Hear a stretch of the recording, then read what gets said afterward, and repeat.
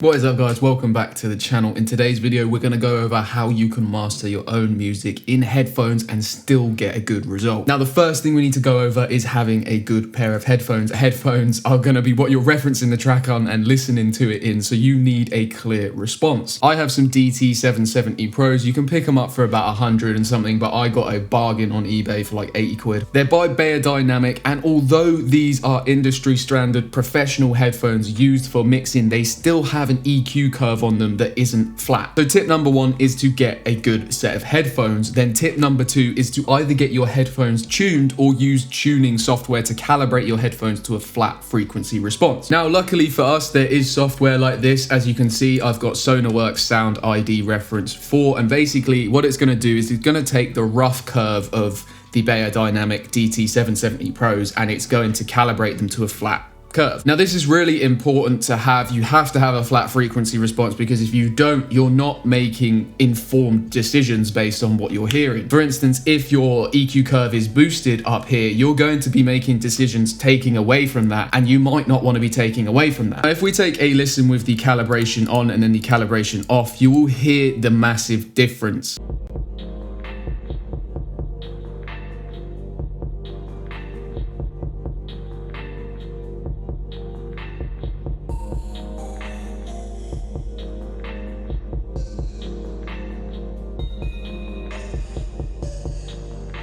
And just from turning on that calibration on and off, you can instantly hear how important that is. So now we've got that out the way, what I like to do is I always like to bring the tracks into Ableton, and I like to put a WLM meter on the end of them, and this is from Wave. Now if I play this at the loudest point, you'll see the long-term luff sharp at about 23-ish.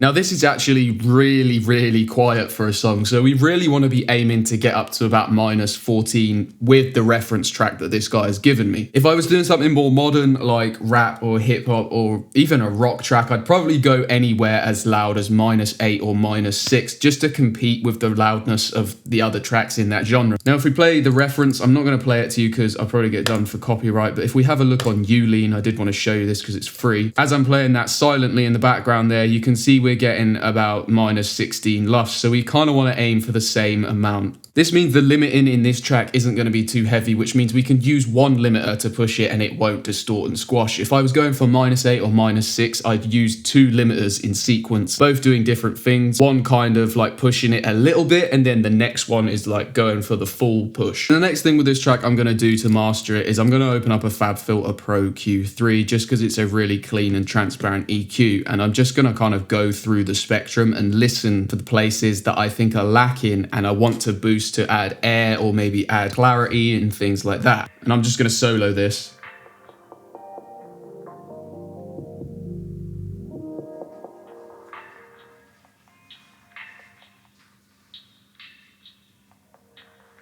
I want to boost around there, definitely. It's going to bring out the snare. It's going to bring out a tiny bit of highs and just give it that extra clarity. Now in mastering, you really don't want to boost that much. If I'm going to boost above about 3 decibels, this is going to be a really massive boost. And with all the compression and things we're going to put on the end of this track, it's going to make a huge difference. To give you an example, if I'm going to put this up to like 13 or 10, that's a pretty normal curve you'd use for something in sound design or in something in mixing.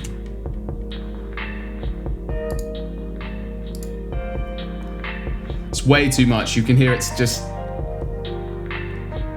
makes it sound thin, horrible, and like kind of phasey in a way. So we just want to bring that down to about, I'm going to go for about 1.5 boost.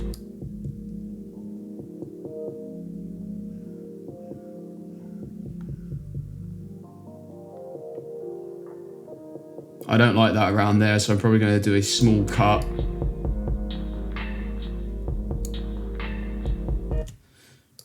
And let's have a listen again. I want to listen to a section with vocals in as well. I know it's around here somewhere.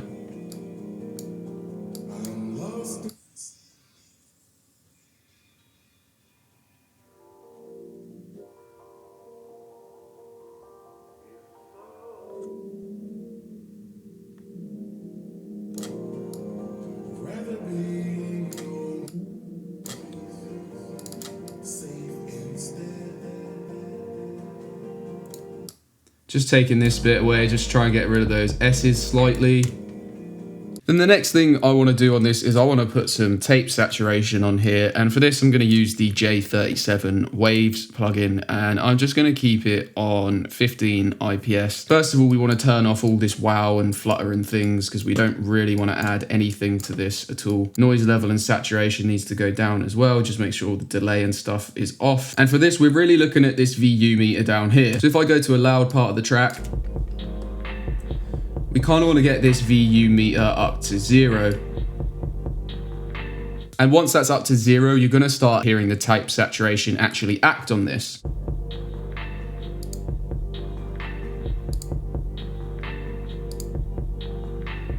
It's a very minimal effect, but it's just adding a nice bit of warmth to that track. Then the next thing I'm going to do is I'm going to use the Puig Tech EQP1A, and this is a fantastic EQ from Waves. It's quite an analog EQ, and it sounds absolutely amazing on the low end. So you know that low end boost that I did in the FabFilter? I'm basically going to turn this off now because I know I want it from listening in FabFilter. Now I can put some nice analog warm EQ on the end of it. So on this plugin, we're basically going to take this knob down here and I'm going to take it down to 60. That's where I usually like to put it. And I'm just going to boost this up about 2 decibels just to see what's going on. If you put that on high, it's extremely warm and amazing.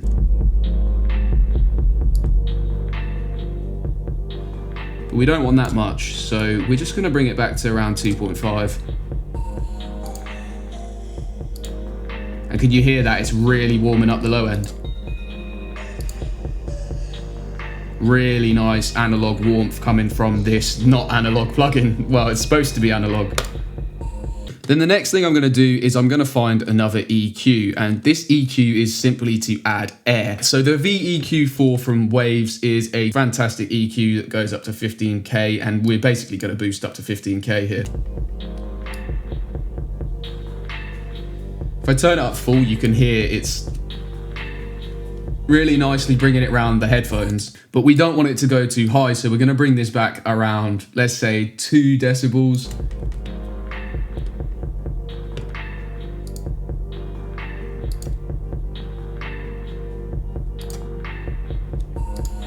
Perfect.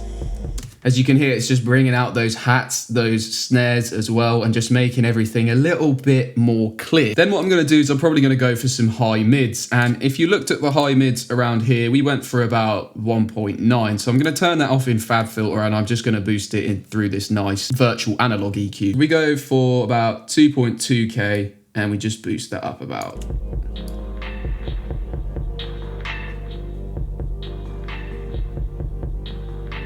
1.5.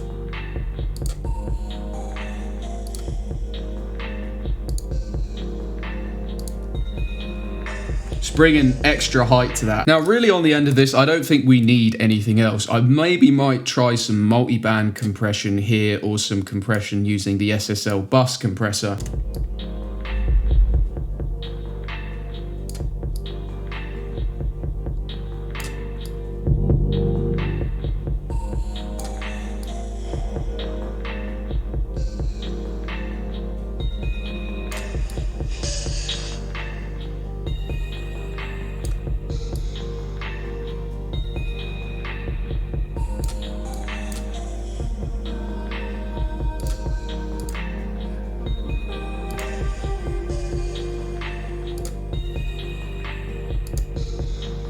Yeah, that's nice. Now if we have a before and after before we apply the limit in.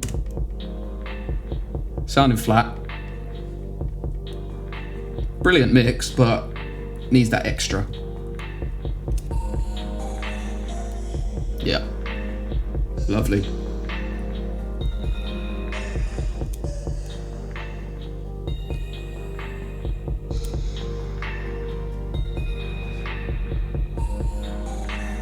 Then the next thing we're going to do is we're going to pop a limiter on the end, and this is the last thing in the chain. And what I usually like to use is I use the L1 Ultra Maximizer stereo. For me, this is my absolute favorite limiter. We've also got the L3 Ultra Maximizer from Waves as well, and this is a fantastic limiter too for clean kind of boosting. Now, like I was saying before, if I was to try and get this track to about -8, -6 LUFS, I would use two limiters, and I would use them in this chain. I'd use the L1 Ultra Maximizer and I'd use the L3, or I'd use two L3s. It spreads the load across two limiters, so you're not destroying your signal, you're not adding distortion or artifacts to your signal. We're also not going too loud, so I'm only going to be using one limiter, and I'm probably going to use the Ultra Maximizer for this. Like we said, we're going for that -16 LUFS, so I'm just going to play this with the meter, pull it down.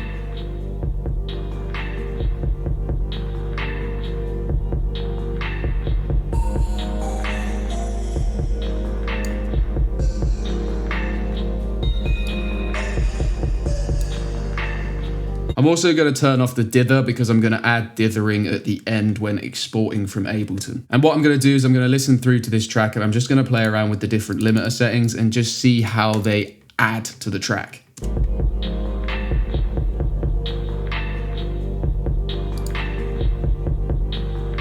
Loud and Proud's nice.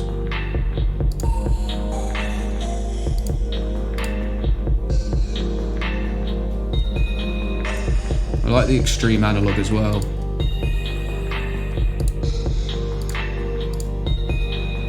The Loud and Proud gives it a nice height to it because it's very clean, but I do want some of that analog warmth. So what I am going to do is I'm actually going to go ahead and use two limiters and go against what I said. So we're going to duplicate Ultra Maximizer. We're going to put that one before, and we're going to open this up, and we're going to use the cozy and warm. I really liked that cozy and warm sound. We're also going to change the release settings around in a minute, but let's just have a listen.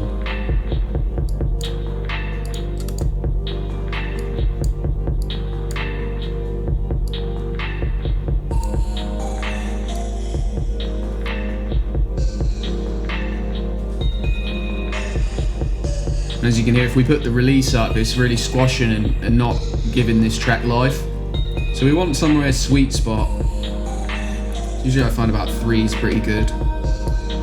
Because the cozy and warm limiter, what we're doing with that is we're just adding color. We don't want it to react very quickly to the transients, whereas the Loud and Proud is reacting quickly to the transients, so we can push the track loud without causing the distortion. So the release on that, we're going to leave it about 1, maybe change that around, but I like how it sounds at 1, to be honest with you. And now, as you can see, we're hitting about short-term LUFS of -16, and we kind of really want to hit, if we're looking at the reference, we want to hit -16 on both. And we're also going to bring U-lean up as well, just because we're metering on U-lean on the other one. We're just going to double check it through that. I think that's about right, actually. Yeah. For what the client wants, it's loud, it's sounding good. If I listen versus the actual reference track, we're definitely getting the same loudness there, so that's what we want. From listening to the reference as well, I do think I want to bring this high frequency out just a slight tad more.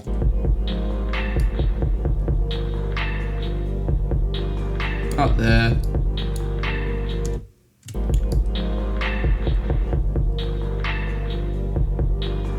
A little bit more on that high mid as well. Yeah. And then what I'm going to do is I'm also going to add an exciter, and I like Fresh Air from Slate Digital, and you're going to go really, really low on this.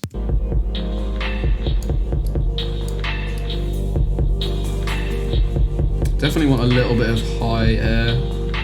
It's about 6%. And that mid air is just really, really nicely exciting it.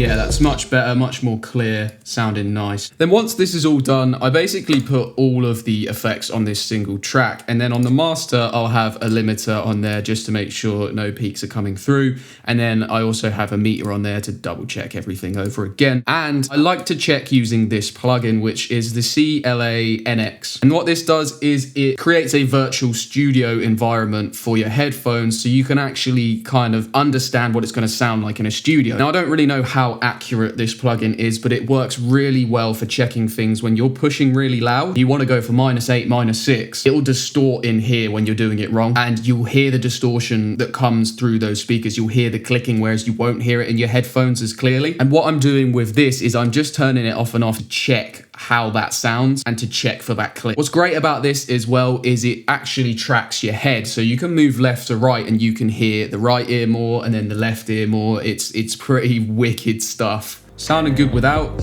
good in the headphones.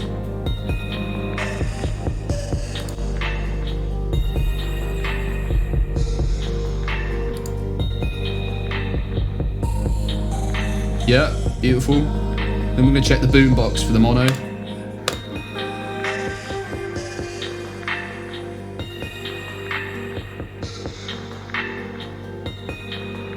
Yeah, you can hear everything. Everything's clear.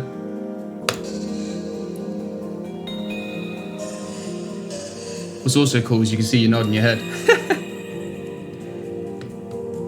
I'm happy with that. Checking that through the CLA, checking it through the headphones, hearing the loudness versus the reference. I'm really happy with this master, and I think we've nailed it. Then I'm gonna Command Shift and R, and we're gonna export this to a 16-bit WAV or a 24-bit WAV. I'll probably do a 16-bit in this case, and we're gonna add some dithering. Now for dithering, I found this really cool article somewhere. I can't remember, but I screenshotted it, and basically it gives you some rules for dithering. And as you can see here in Ableton, we've got rectangular, triangle, power 1, and all these different ones. You probably think, well, what are they for? And we've got power 1 for especially quiet recordings. I would probably say this is a pretty quiet recording, but I'd probably go for power 2 because it's quite even. So using that information, I'm basically going to go with power 2, apply the dithering there, and we're also going to encode an MP3 just in case the client wants an MP3 too, and we're just going to export that. Then I'm going to go into my mastering work folder, Lost in the Forest. I'm going to create a new folder called Master Finished, and all my demos are going to go in here. Then once this is completely exported, I'm basically going to take the file and I'm going to put the reference and the fully mastered track together, and I'm going to solo them through my laptop speakers so I can hear the difference. I'm also going to take a listen to the master through a phone speaker, some terrible earbuds, and a mono signal source, preferably a Bluetooth speaker or something like that people would listen to this master on, just to make sure everything's okay. Then after that is done, I've listened to it on all devices. I'm either going to send it to the client or I'm going to wait a couple of hours and then listen to it again once my ears have recovered and we can actually make informed decisions again. If I like what I did, I'll leave it the same. If I don't like what I did, I'll make some changes down here, but there'll be nothing too crazy being changed, just very slight differences and enhancements. Now, a little bonus tip for you is you can actually go grab this project file over on the website as a free download. I'll leave the link in the description below. We've got tons of free downloads over there, tons of cool tutorials, so please go check it out. It's an amazing resource for producers that I've been working on. If you want to go check that out, then be sure to do that. If you want to support the channel in any way, buying a piano chord poster really does help. Buying any of our sample packs or anything like that, leaving a donation, or if you can't afford anything, just leave a like, a comment, a subscribe. Let me know what you thought. Cheers for watching this again, being with me on this journey. I'm very, very appreciative of everybody who decides to tune into this channel and actually watch the videos. It's fantastic. I hope you all learned something. That's me out. See you in a bit. Bye. Looked like I was going to go pop a cap in my head there, but it was just a salute. Don't worry.